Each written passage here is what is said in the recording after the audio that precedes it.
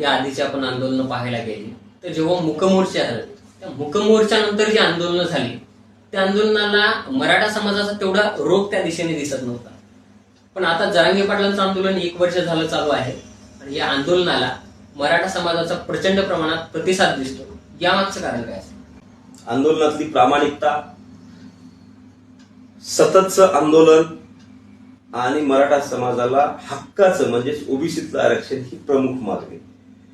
आजपर्यंत अनेक आंदोलने झाली, परंतु एकदा उभा केलेलं आंदोलन कुठल्या तरी एका टोकाला जाऊन ते थांबायचं किंवा ते पूर्ण विसर्जित व्हायचं. परंतु मनोज दादा हा एकदम जिद्दी आणि एकदम कणखर शिवरायांचा मावळा समाजाचा सेवक म्हणून काम करायला सुरुवात केली.